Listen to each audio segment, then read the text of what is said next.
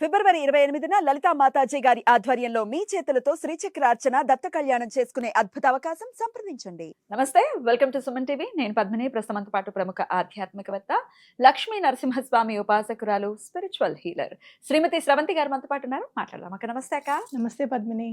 అక్క, last episode లో పనస తొనల గురించి అమ్మవారికి సమర్పించడం చాలా చాలా విశేషవంతమైందని చెప్పారు కదా. ఒక్కసారి ఎలాబరేటివ్ గా మాట్లాడుకున్నాము. పనస తొనలతో అమ్మవారికి అంటే నివేదనగా సమర్పిస్తే వచ్చేటటువంటి ఫలితం ఏమిటి, ఎలా అమ్మవారికి సమర్పించాలి, ఏమిటి అంత విశేషం, ఒక్కసారి చెప్తారా? తప్పకుండా చెప్తాను పద్మిని. ప్రకృతిలో ఏవైనా సరే, అంటే పళ్ళు కానీ పువ్వులు కానీ ఏవైనా సరే మన గ్రహాలకి సంబంధించినవిగా మనం పరిగణించాలి. ఆస్ట్రాలజీలో కూడా చాలా సార్లు ఏ నక్షత్రం వాళ్ళు ఏ చెట్టును నాటాలి అని కూడా చెప్తూ ఉంటారు. అలాంటప్పుడు మనం చూసుకుంటే గనక పనస చెట్టు చాలా ఇంపార్టెంట్.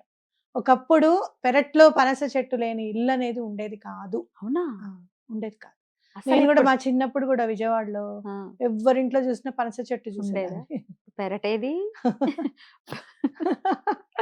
పెరడు బాల్కనీ దానిలోనే బోలెడు చెట్లు మనం అన్ని పెట్టేసుకుంటూ ఉంటాం చిన్న చిన్నగా. కానీ ఇంక ఇవైతే మాత్రం అసాధ్యం అని చెప్పుకోవచ్చు. అయితే వీటిని మనం ఎలా మనం యూజ్ చేసుకోవాలి అసలు పనస పండు దేనికి ప్రతీక అంటే గనక ఎవరు పరిపాలిస్తారు అంటే జూపిటర్, గురువుకి సంబంధించింది అనమాట పనస చెట్టు. మనం చూసుకుంటే గనక అందుకే ఎల్లో కలర్ లో మనకి చక్కగా కనిపిస్తూ ఉంటుంది.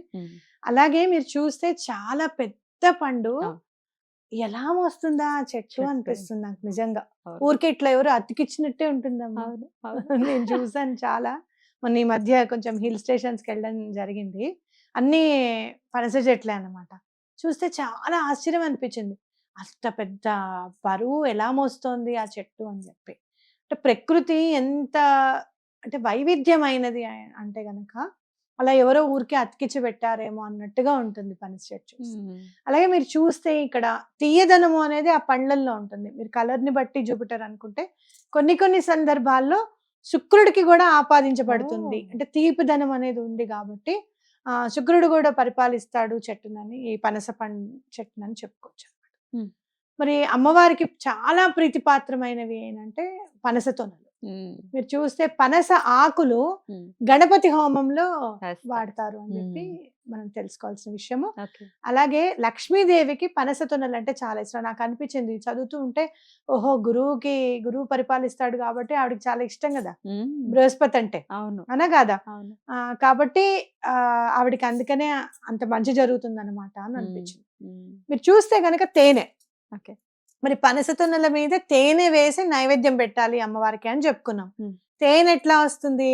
మధువు అని అంటే మాధుకరము అని అంటే ఏవైతే ఆ తేనెటీగలు మొత్తం తీసుకొచ్చి తేనెనంతా తీసుకొచ్చి పెట్టి అది తయారయ్యేదాకా ఉండి మళ్ళీ కొంచెం కూడా ఏమాత్రం ఆశించకుండా వదిలేసి వెళ్ళిపోతాయి చూసావా. అంటే ఆ సాక్రిఫైస్ అనేది చాలా ఇష్టము అమ్మవారికి అనేది మనం తెలుసుకోవాలి. ఎందుకోసం అసలు సేకరిస్తావి? వాటి పని అంతే. అంటే ఎప్పుడు కూడా ప్రకృతిలో ఉన్న జీవులు ఎప్పుడు కూడా మనిషికి హెల్ప్ చేయడానికి అని చెప్పి ట్రై చేస్తూ ఉంటాయి. తెలుసో తెలియకనో పరోక్షంగా మనకి జ్ఞానాన్ని ఇచ్చి భగవంతుడు మనిషిని సృష్టి చేసిన తర్వాత భలే తయారు చేశానే నేను నిజంగా, భలే బాగా వచ్చింది. ఎవరు కూడా గుర్తించలేనంత అంటే మనిషి తర్వాత మళ్ళీ భగవంతుడు అయ్యేంత స్థాయి. అంతే కదా, మనం మంచిగా ఉండి మనం సాధన చేస్తే ఆయనకి ఈక్వల్ గా, అదే కదా అద్వైతం చెప్పేది, ఆయనకి కలిసిపోతాం, ఆయనకి ఈక్వల్ గా అయిపోతాం అని కదా. ఇప్పుడు ఇలాంటిది నేను సృష్టించానా అని అనుకొని, వీడికి నేను హెల్ప్ చేయాలి అని అనుకొని మిగతా వాళ్ళన్నిటిని మనకి అనుసంధానం చేసి పెట్టాడేమో అనిపిస్తుంది. అట్లాగే ప్రతి ఒక్క దానిని మనం చూసి నేర్చుకునే విధంగా దానికి ఒక్కొక్క జీవికి ఒక్కొక్క స్పెషల్ ఐడెంటిటీని క్రియేట్ చేశాడని కూడా చెప్పుకోవచ్చు. ఆ ఐడెంటిటీ చూసి మనం మార్చుకోవాలి. కాకిని చూసి ఏం నేర్చుకోవాలి? సాయంత్రం 6 తర్వాత తినకూడదు అని నేర్చుకోవాలి. కరెక్ట్. మనకు 1 గంటకు ఆకలిస్తుంటుంది అర్ధరాత్రి. అప్పటిదాకా ఫోన్ మాట్లాడేసి నేను కూడా ఆకలిస్తుందేమన్నా అంటే, పిల్లలు కూడా నైట్ వోల్స్, మా పిల్లలు కూడా చదువుకుంటూ ఉంటారు. అమ్మా ఆకలేస్తుందా నీకు అంటారు. ఏమైందంటే ఇంత చేకోడీలో ఇంత కారపూస తెచ్చిస్తారనమాట. ఏంటంటే 6 తర్వాత తినకూడదని కాకిని చూసి నేర్చుకోవాలి. చిలకని చూసి ఏం నేర్చుకోవాలి, చిలక పలుకు నేర్చుకొని అంత చక్కగా మాట్లాడాలి, అంత మృదువుగా ఉండాలి అని చెప్పి చిలకని చూసి నేర్చుకోవాలి. అసలు మీరు మాట్లాడేమైనా మాట్లాడకపోయినమైనా వీణని చూసి ఏం నేర్చుకోవాలి, ఎక్కడి నుంచి వస్తుందో ఆ ధ్వని అనేది తెలియదు. ఓహో మనమే అమ్మవారి దగ్గర అలా ఉండి ఈ 24 వెన్నుపూసల మెట్లన్నీ కూడా ఆ మెట్లు ఆవిడ ఎలా వాయిస్తే అలా అంత మధురంగా ఉండాలి అని చెప్పి నేర్చుకోవాలి. చూస్తే ఫ్లూట్ కూడా అంతే, 7 చక్రాస్ కి రిలేటెడ్ ఆ 7 హోల్స్ కూడా. అట్లా మనం చూస్తే ప్రతిదీ మనకి నేర్పించేదే. ప్రతి వస్తువు ప్రతి ఆయన క్రియేట్ చేసింది ఏదైనా కూడా డివినిటీని ఆపాదించుకొని మనని కూడా అటువైపు లాక్కొని తీసుకొని వెళ్తుంది అని చెప్పచ్చు. కాబట్టి ఈ తేనె అందుకని అమ్మవారికి మాధుకరము అంటే ఏంటంటే సాక్రిఫైస్ అంటే అమ్మవారికి ఇష్టము అనేది గుర్తుపెట్టుకోవాలి. ప్రాస్పెరిటీ ఎక్కడైతే ఉంటుందో, సాక్రిఫైస్ ఎక్కడైతే ఉంటుందో అమ్మవారు అక్కడ ఉంటారు అని మనం గుర్తుపెట్టుకోవాలి. మరి సాక్రిఫైస్ అంటే మనం తేనె చెప్తున్నాం, ప్రాస్పెరిటీ అంటే పనస పండు. అసలు చూడ్డానికి ఎంత గట్టిగా ఉంటుందమ్మా, అసలు దాన్ని తీయడానికి ఇంత నూనెలన్నీ రాసేసుకొని పెద్ద ఇది తతంగం అసలు అంత తీసి ఆ తొనలు తీసిన తర్వాత ఎంత మధురం అంటే ఈ ఆధ్యాత్మిక దారి కూడా చూడడానికి చాలా అదేంటి ఆ చెట్టుకి ఎంత బరువు ఎలా వస్తుందంటావు అన్నట్టుగానే ఇంత పని చేసుకుంటూ ఈ ఇల్లాలు పూజలు ఎప్పుడు చేస్తోంది, ఇంత పని చేసుకుంటూ ఈ సాఫ్ట్వేర్ ఇంజనీర్ కదా అసలు ఎప్పుడు యోగా చేస్తున్నాడు అనేటట్టుగా ఉండి మన జీవితం అనేది ఉండాలి అనేది మనం గుర్తుపెట్టుకోవాలి. అట్లాగే చేస్తున్నప్పుడు ఎన్నో గోల చేస్తున్నావా ఈ పూజ వారాయి అమ్మవారికి, మనం వంట లేదు అని మొదలు బయట కూడా బయట యూట్యూబ్ ప్రపంచం.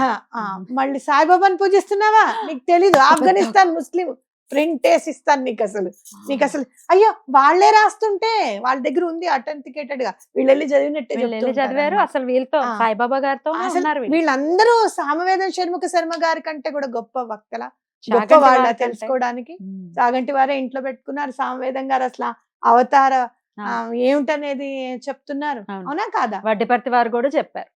మరి అలాంటప్పుడు అంటే ఏంటంటే సాధన చేస్తున్నప్పుడు ఈ దారి అనేది వస్తుంది. పనస ఇట్లా ఇలా కోస్తున్నాం అనుకో, అలా కాదు అడ్డంగా కోసేస్తే ఒక్కొక్కసారి అడ్డంగా వెళ్తుంది కత్తి, ఒక్కొక్కసారి నిలువుగా వెళ్తుంది, ఒక్కొక్కసారి పక్కగా వెళ్తుంది. అలా ఏదో ఒక దారిలో నువ్వు ఆధ్యాత్మికంగా ఏమైనా అడ్డుపడితే కనుక అలానే ముందుకు వెళ్ళు, చక్కటి పండు అనేది నీకు ఎదురుగుండా ఉంటుంది అనేది చూపించడం అనేది ఒకటి. అలాగే ఇంత పెద్ద కాయలో ఎన్నో తొనలు మళ్ళీ ఉంటాయో, ప్రాస్పెరిటీ అంటే అదే. కాబట్టి అమ్మవారికి అది ఇష్టము. ఈ 2 గనక పనిస్తున్నలు చక్కగా ప్లేట్ లో పెట్టుకొని 5, 11 పెట్టుకొని చక్కగా తేనె అలా పోసేసి అంటే దాని మీద తొనల మీద వేసేసుకొని పక్కకు పెట్టి మీరు చక్కగా నైవేద్యం పెట్టేస్తే అమ్మవారికి చాలా ఇష్టం అనమాట. నేనేం చేస్తానంటే ముందుగానే వేసి పెట్టేసి కొంచెం మూత ఓరువాకలుగా చేసి పెడతాను. అంటే ఊరికి అలా నైవేద్యం పెట్టేసి గబగబా పూజ అయిపోయిన వెంటనే మనం తినకుండా కాస్త ప్లేట్ లో పెట్టి అమ్మవారు ఆస్వాదిస్తారు కదా. మనం అమ్మవారికి మహాలక్ష్మి అష్టకం అని, కనకదార స్తోత్రం అని అన్ని చదువుకుంటాం కదా.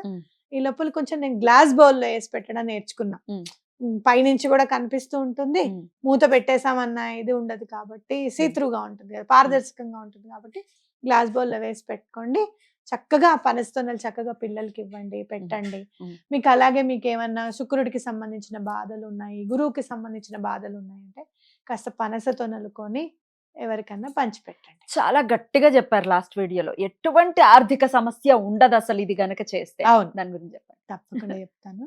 ఒక రోజు నాకు ఒకళ్ళు చెప్పారనమాట పనస్తోనల మీద. ఎవరు చెప్పారనేది ఐఎమ్ సారీ, నాకు గుర్తులేదు. జనరల్ గా పేరు గుర్తుంటుంది, ఎందుకో గుర్తులేదు. అయితే బ్యాంక్ లోన్స్ కోసం ట్రై చేస్తున్నాం చాలా మేము. అంటే ఫస్ట్ నీకు చెప్పాను కదా, ఆదిబట్లలో ఇల్లు అనేది ఉండాలి మనకి. ఒక డబుల్ బెడ్రూమ్ ఫ్లాట్, ఊరి చివరి ఉన్నా పర్వాలేదు, ఓ 3 బెడ్రూమ్ ఫ్లాట్. మన ఎవడన్నా ఇల్లు ఖాళీ చేసేసేయండి అని అంటే అక్కడికి వెళ్ళి ఉండొచ్చు కనీసం అని చెప్పి మేము ఊరి చివరి కొనుక్కుందాం అండి అని చెప్పి ఇన్ని ఒప్పించి తీసుకునేటప్పుడు లోన్కి చాలా ఇబ్బంది అయింది. అంటే కొంచెం సాధక బాధకాల వల్ల లోన్కి చాలా ఇబ్బంది అవుతుంటే అప్పుడు నేను ఇట్లా నేను ఒక 5 శుక్రవారాలు పనస్తోనలు పెడతానమ్మా అన్నాను. పెట్టంగానే లోన్ శాంక్షన్ అయింది. మాకు ఆర్థిక ఇబ్బందులు కూడా చాలా తగ్గాయి ఆ తర్వాత. ఆ సంవత్సరంలో అబ్జర్వ్ చేశాను. సంవత్సరంలో నేను అబ్జర్వ్ చేయడము. కొంచెం నేను ఇదివరకు 2016 నాకు ఒక 10 ఇయర్స్ నుంచి ఎక్స్పీరియన్స్ అనుకోండి. స్టార్టింగ్‌లో నా ఫీజు ఇంత అని చెప్పడానికి చాలా మొహమాట పడేదాన్ని హ్మ్. నేను. అంటే ఒక రకమైన ఎలా చెప్తాను నేను, ఫీజు ఎలా చెప్తాను నేను, సర్వీస్ ఓరియంటెడ్ సర్వీస్ లాగా. ఓరియంటెడ్‌గా ఉందామా? హ్మ్. కాకపోతే నేను కంపల్సరీ తీసుకోవాల్సిన పరిస్థితి. మరి హ్మ్. పిల్లల్ని అన్నీ చూడాలి కదా! నీకు హ్మ్. తెలిసిందే కదా! అన్ని అవును. బాధలున్నాయి. నేర్చుకున్నారు, అసలు దీని మీద నేర్చుకున్నదే ఇన్వెస్ట్ దీని చేశారు. మీద అని చెప్పి అని అనుకుంటే, ఆ తర్వాత నేను కొంచెం చెప్పగలిగాను. ఇన్వెస్ట్ అంటే టైమ్‌ని ఇన్వెస్ట్ చేయడం, ఇంట్రెస్ట్‌ని ఇన్వెస్ట్ చేయడం బై ది వే. ఓకే. అదే.